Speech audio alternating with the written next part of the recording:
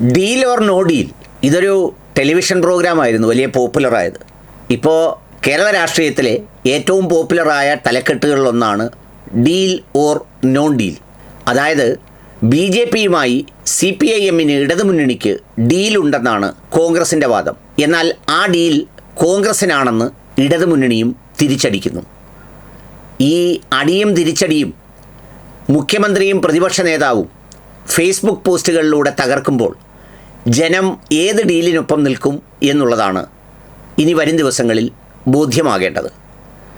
അതിൻ്റെ പശ്ചാത്തലം ലളിതമാണ്. അതായത് രണ്ട് മുന്നണികൾ മാത്രം മത്സരിച്ചിരുന്ന സ്ഥലത്ത് ഇപ്പോൾ BJPയുടെ മുന്നണിയുമുണ്ട്. ഈ BJPയുടെ മുന്നണി സ്ഥാനാർത്ഥികളെ പ്രഖ്യാപിക്കുമ്പോൾ സാധാരണ BJPക്ക് കൂടുതൽ വോട്ട് കിട്ടുന്ന സ്ഥലങ്ങളിൽ BJP സ്ഥാനാർത്ഥിയാണ് നിർത്താറുള്ളത്. വളരെ സൈലൻ്റായി വേറൊരു പാർട്ട്ണറായി BDJS വന്നെങ്കിലും അവർക്ക് ഇലക്ട്രൽ പൊളിറ്റിക്സിൽ വലിയ ചലനമൊന്നും ഉണ്ടാക്കാനായില്ല. എന്നാൽ വളരെ പെട്ടെന്നാണ് 2020 നമ്മുടെ സാബുവിൻ്റെ പാർട്ടി NDAയിൽ ചേരുന്നത്. പിന്നെ കാണുന്നത് ഈ ഇലക്ഷൻ വേറൊരു ഫോർമാറ്റിലാണ്. റോബിൻ രാധാകൃഷ്ണനും BJPയിൽ ചേരില്ലെന്ന് പറഞ്ഞ അഖിൽ മാരാരും അഞ്ജലി നായരും പിന്നെന്ന് വേണ്ട ഒരു കൂട്ടം സിനി ആർട്ടിസ്റ്റുകളുടെ ഒരു നീണ്ട നിരയാണ് കാണുന്നത്. അതിൽ പലരും കന്നിക്കാരാണ്. ചിലർക്കൊന്നും ഇലക്ടറൽ റോളിൽ പേര് പോലുമില്ല. കാരണം അവരൊക്കെയും എന്തെങ്കിലും ഒരു ലാഭമൊക്കെ വാങ്ങി പരിപാടിയിൽ പങ്കെടുക്കുന്നവർ വോട്ടിന് പ്രത്യേകിച്ച് ലാഭമില്ലാത്തതുകൊണ്ട് അതൊന്നും അന്വേഷിക്കേണ്ടതില്ല എന്ന് പോലും തീരുമാനിച്ചിരിക്കുമ്പോഴാണ് സ്ഥാനാർത്ഥിയായതും അങ്ങനെ വന്നതും.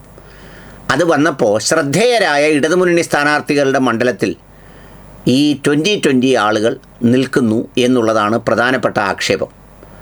അതിന് കാരണം ഡീലാണെന്നാണ് പറയുന്നത്. അതിന് UDF ആരോപിക്കുന്ന ഒരു സാഹചര്യമെന്ന് പറയുന്നത് തുടർച്ചയായി 2 തവണ തോറ്റ കോൺഗ്രസ് UDF ഇനി ഒരിക്കൽ കൂടി തോറ്റാൽ ആ UDF എന്ന മുന്നണി തന്നെ ഛിന്നഭിന്നമാവുകയും ഈ കോൺഗ്രസിൻ്റെ തന്നെ കേരളത്തിലെ പ്രസക്തി നഷ്ടപ്പെടുകയും ആ സ്പേസിലേക്ക് BJPക്ക് കയറി വരാൻ കഴിയുമെന്ന് അവർ വിശ്വസിക്കുകയും ചെയ്യുന്നു എന്നുള്ളതാണ്. അതുകൊണ്ട് അവർ ഇത്തവണ കൂടി LDFനെ സഹായിച്ചാൽ അടുത്ത തവണ മുതൽ തങ്ങളുടെ ഊഴം റെഡിയാകും എന്നുള്ളൊരു സ്ട്രാറ്റജി ഇതിലുണ്ട് എന്നാണ് UDFകാർ പറയുന്നത്. അതിന് ഉപോത്ബലകമായി പല മണ്ഡലങ്ങളും അവർ ചൂണ്ടിക്കാണിക്കുകയും ചെയ്യുന്നു. ഈ ഡീലിൻ്റെ പ്രഭവ കേന്ദ്രം തൃശ്ശൂരാണെന്നാണ് KC വേണുഗോപാൽ അഭിപ്രായപ്പെട്ടത്. പാലക്കാട് ഈ ഡീലുണ്ടെന്നാണ് VD സതീശൻ്റെ അഭിപ്രായം. ഈ അഭിപ്രായ പ്രകടനങ്ങൾക്കിടയിലേക്കാണ് മുഖ്യമന്ത്രി ഡയറക്റ്റ് ഹിറ്റുമായി കടന്നു വരുന്നത്. അദ്ദേഹം ഈ ഡീൽ യഥാർത്ഥത്തിൽ ഇടതുമുന്നണിയുമായല്ല മറിച്ച് UDFുമായിട്ടാണ് എന്നാണ് അദ്ദേഹത്തിൻ്റെ വാദവും നിലപാടും. അതിനെ സമർത്ഥിക്കുന്നതിന് വേണ്ടി അദ്ദേഹം വളരെ കൃത്യമായി അദ്ദേഹത്തിൻ്റെ പേജിൽ കാര്യങ്ങൾ അങ്ങട് വിസ്തരിച്ചെഴുതി.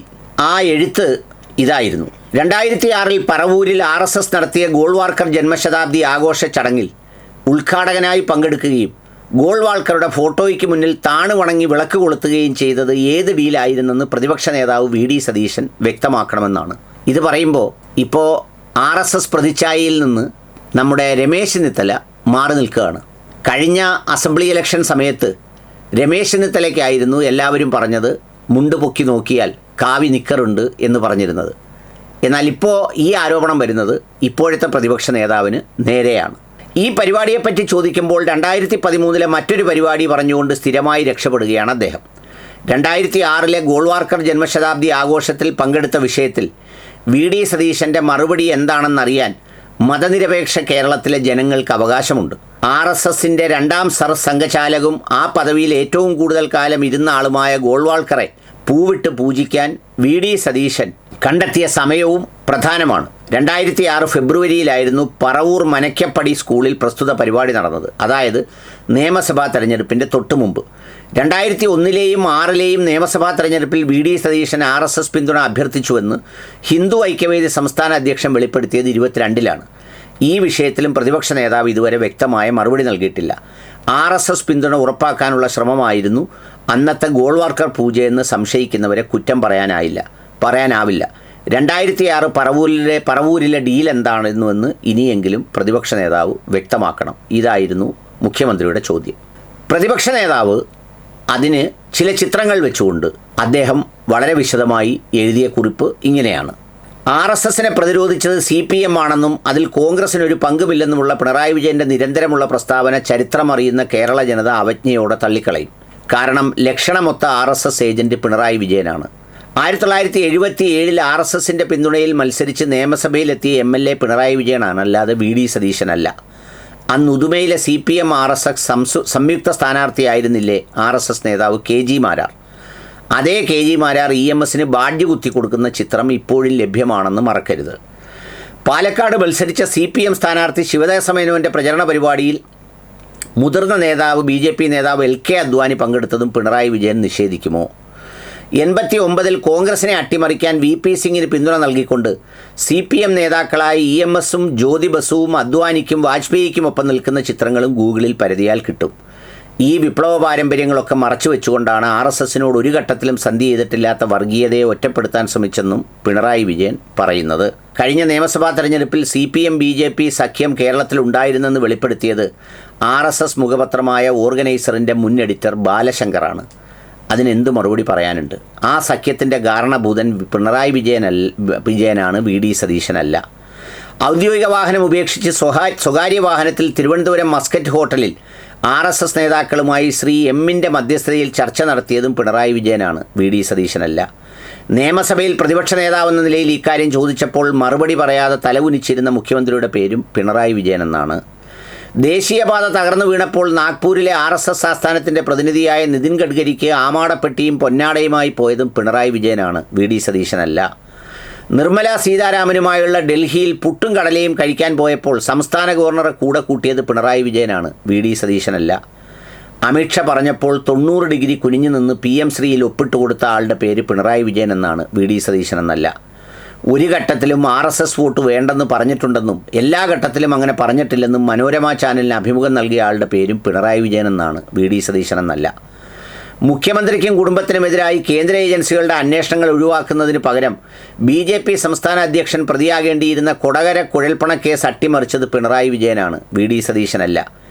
ADGPയെ RSS നേതാക്കളുടെ അരികിലേക്ക് ദൂതുമായി അയച്ച മുഖ്യമന്ത്രിയും പിണറായി വിജയനാണ്, VD സതീശനല്ല. പിടിക്കപ്പെട്ടപ്പോൾ യാതൊരു ഉളുപ്പുമില്ലാതെ ADGPയെ സംരക്ഷിച്ചതും ഇതേ പിണറായി വിജയനാണ്. തൃശൂർ പൂരം കലയ്ക്ക് BJPയെ തൃശ്ശൂരിൽ ജയിപ്പിച്ച് കരുവന്നൂരിലെ ED അന്വേഷണവും മകളുടെ കമ്പനിക്കെതിരായ SFIO അന്വേഷണവും അട്ടിമറിച്ച മുഖ്യമന്ത്രിയുടെ പേരും പിണറായി വിജയൻ എന്നാണ്. സംഘപരിവാറിനെതിരായി കോൺഗ്രസിൻ്റെ പോരാട്ടത്തിന് പിണറായി വിജയൻ്റെ സ്റ്റഡി ക്ലാസ് വേണ്ട. അതിന് കേരളത്തിലെ CPMനും അതിൻ്റെ ആവശ്യമുണ്ടെന്ന് തോന്നുന്നില്ല.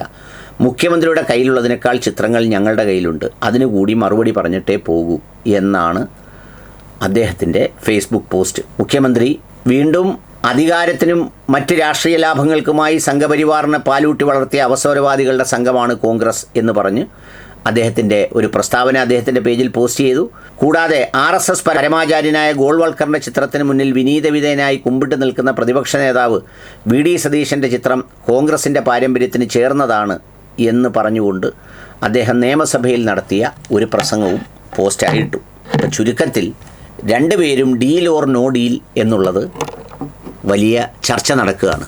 2006 ചോദ്യങ്ങളോടുള്ള മറുപടി VD സതീശൻ്റെ പോസ്റ്റിലുമില്ല. VD സതീശൻ എണ്ണി ചോദിച്ച ചോദ്യങ്ങളുടെ മറുപടി മുഖ്യമന്ത്രിയുടെ പോസ്റ്റിലുമില്ല. എന്ന് പറഞ്ഞാൽ രണ്ടുപേരുടെയും ചോദ്യം പൊതുസമൂഹത്തിൻ്റെ മുന്നിലാണ്. ജനങ്ങൾക്കാണ് ഇത് തീരുമാനിക്കാവുന്നത്. രണ്ടും കണ്ട് ഏതാണ് ബോധ്യം, എവിടെയാണ് ശരി, എവിടെയാണ് അല്പസത്യവും അർദ്ധസത്യവും പൂർണ്ണസത്യവും ഉള്ളതെന്ന് തിരിച്ചറിയുന്നതാണ് ഇതിൻ്റെ ഉത്തരമാകുന്നത്. ആ നിശ്ചയമായിരിക്കും സംഘപരിവാർ ശക്തികളോട് വിയോജിപ്പുള്ള ജനങ്ങളുടെ വോട്ടിനെ സ്വാധീനിക്കുക എന്നത് ഉറപ്പാണ്.